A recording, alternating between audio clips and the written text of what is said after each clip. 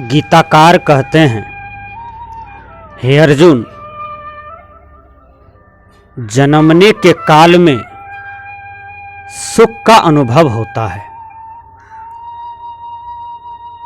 जो जन्मते हैं जब उसकी मृत्यु आता है वह समय दुखमय हो जाता है, बड़ा विचित्र हो जाता है और कई प्रकार की मृत्यु को प्राप्त होते हैं प्राणी। प्रकृति का केवल यह नियम नहीं है कि जो जन्मे हैं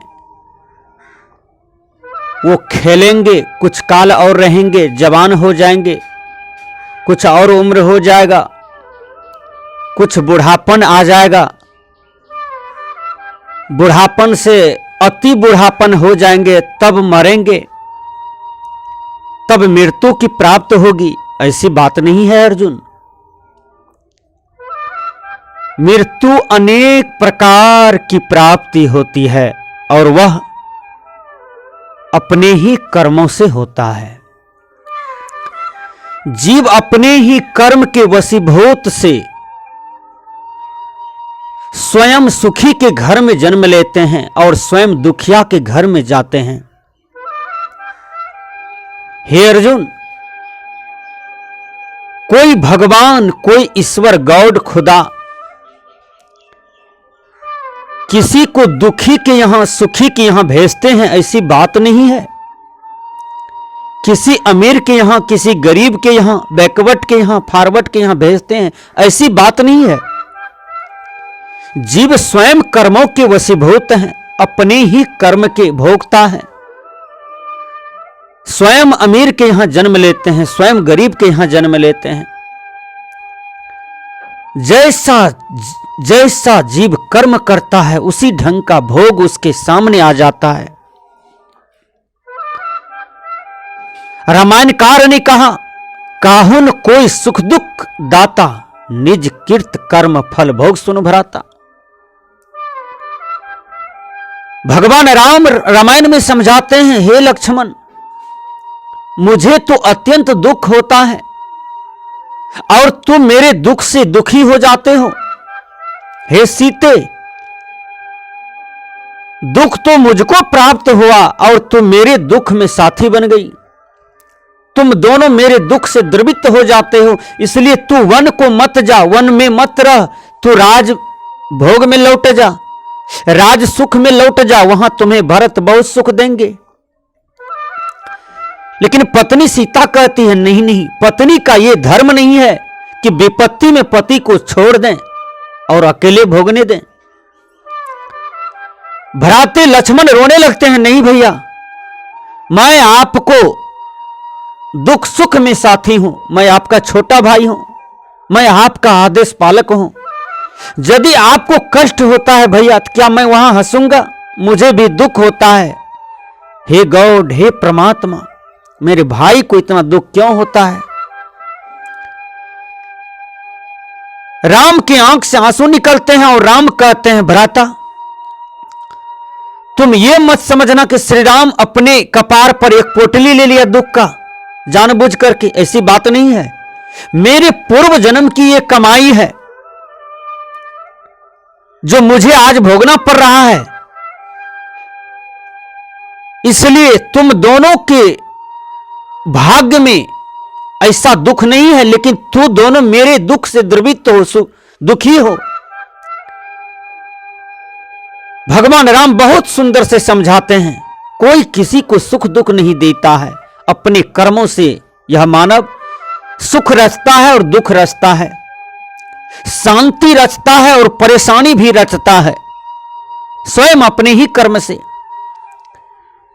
गीताकार तो यहां तक कहते हैं, जातस ही ध्रुवो मृत्यु ध्रुवम जन्म मृतश्च, जिसका जन्म हुआ है उसका मरण निश्चित है।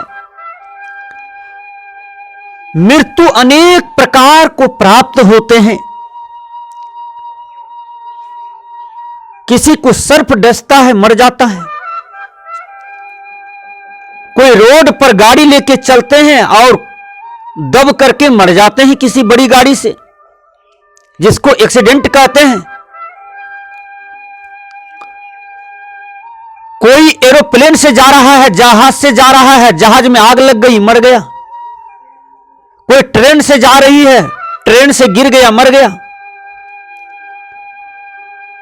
कोई आत्महत्या करने के लिए डीजल, किरासन, पेट्रोल देह में लगाते हैं और मर जाते हैं।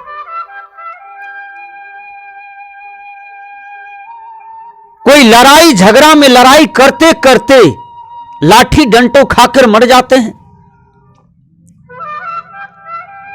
हे अर्जुन, कई प्रकार की मृत्यु के वशीभूत ये जीव है, और आज के कर्म यह जीव के पीछे केवल नहीं है, वो तो अनंत जन्मों से यह जीव है, अनादि काल से यह जीव है।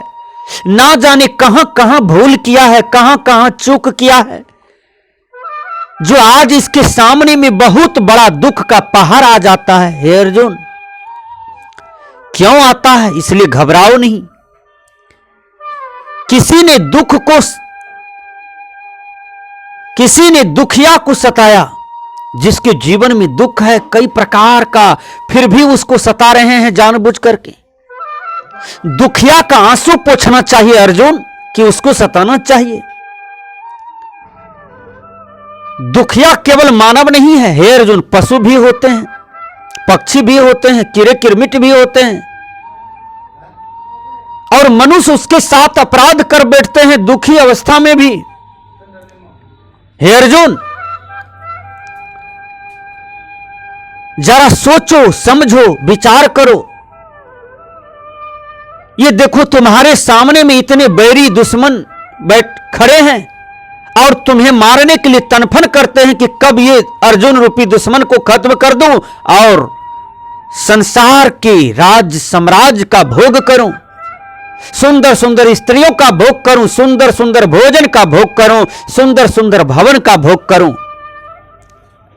हे अर्जुन, ये बैरी लोग, ये दुश्मन लोग देखो तुम्हें नष्ट करने के लिए खड़े हैं, लेकिन ये नहीं जानते हैं कि मेरे मृत्यु किस प्रकार से है। लेकिन किसी का मृत्यु चक्र से है, किसी की मृत्यु तलवार से है, किसी की मृत्यु बाण से है, किसी की मृत्यु चक्का में दब जाने से है। कई प्रकार की मृत्यु प्राप्त होवेंगे ये तुम्हारे सामने जो खड़े हैं। इसलिए हे अर्जुन, किसी को जो किसी भी प्रकार की मृत्यु होती है, चाहे वह सुख वाला मृत्यु हो कि दुख वाला मृत्यु हो कि भयंकर से भयंकर दुख वाला मृत्यु हो, उसमें तुम्हें शोक करने की कोई जरूरत नहीं है। हे अर्जुन, किसी ने कहा है स्वयं कर्म करो त्यात्मा स्वयं तत्फल मसनुते, स्वयं भ्रमति संसारे स्वयं तस्मात् विमुच्यते। हे अर्जुन, मनुष्य को सबसे बड़ा दुख तब होता है जब उसका कमाया हुआ पैसा कोई लूट लेता है, सर्वस्व लूटा चला जाता है, और वह गाल पर हाथ दे करके चिंता करते करते चतुराई को घटा लेता है और प्राण को त्याग देता है रोते रोते, क्योंकि संपत्ति को उतना ही परिश्रम से कष्ट से कमाया था और उसका याद करता है, चिंतन करता है। हे अर्जुन, दूसरा शोक है, कोई पुत्र को जन्म देता है और उसका पुत्र बड़ा होनहार है, जवान हो जाता है, देखने में अति सुंदर है, और जवानी किसकी लचीला नहीं होती है। हे अर्जुन, यदि जवान बेटा संसार में दुर्गति को प्राप्त कर गया, दुख वाला मृत्यु को प्राप्त कर गया, भयंकर से भयंकर रोग पकड़ लिया और मर गया, और उसके माता पिता के जीवन में कितना कष्ट होता होगा, और वह घड़ी, वह समय, वह क्षण कैसा लगता होगा। हे अर्जुन, तनिक विचार करो, क्योंकि उसके माता पिता, उसके कर कुटुंब परिवार समाज ये नहीं जानते कि इतना भयंकर बीमारी, इतनी भयंकर मौत, इतना दुख वाला मौत इसके जीवन में क्यों आया। हे अर्जुन, इसे पतला ज्ञान से समझने की जरूरत है। उत्प्लावित होने की जरूरत नहीं है। यहां पतला ज्ञान से समझने की जरूरत है, क्योंकि अर्जुन, मनुष्य प्रारब्ध को भी भोगता है। जैसे कोई बैंक में रुपया जमा करता है और जब वह पासबुक लेकर के सामने खड़ा होता है, बैंक कर्मचारी के आगे दस्तखत करके फॉर्म भर करके देता है, तो बैंक कर्मचारी उसको रुपया दे देते हैं। हे अर्जुन, जिन्होंने रुपया जमा किया वही रुपया का निकासी किया। जिन्होंने जितना जमा किया उतना ही रुपया का निकासी वो हुआ। यदि उसके बदला में निकासी करने के लिए उसका बेटा जाए, पत्नी जाए, भाई जाए, माता पिता जाए तो नहीं देगा। जो जमा किए हैं, जिसके नाम पर जमा है उसी को देगा। उसी प्रकार प्रारब्ध फलित होता है। हे अर्जुन, पूर्व जन्म में जो पाप कमाता है, पाप का भंडार लगा देता है, कामी है, क्रोधी है, लोभी है, लालची है, अहंकारी है, तृष्णालु है, कई प्रकार की विकारात्मक कर्म करते करते प्राण को अंत कर दिया और सोचता है कि इसी बुराई में मजा है, और उसी को मजा समझ करके करते करते दम तोड़ दिया, प्राण त्याग दिया, चोला छोड़ दिया। हे अर्जुन, हो सकता है कहीं प्रकृति का घड़ी पलट जाता है, उसको अगले जन्म में भोगना पड़ता है। क्या बताऊं अर्जुन, एक आदमी कर्ज लेता है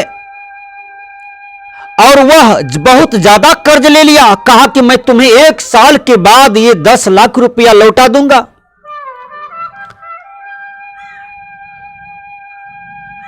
5 साल में, 10 साल में वो 10 लाख रुपया नहीं लौटाए, और जिसका रुपया लिया था, हे अर्जुन,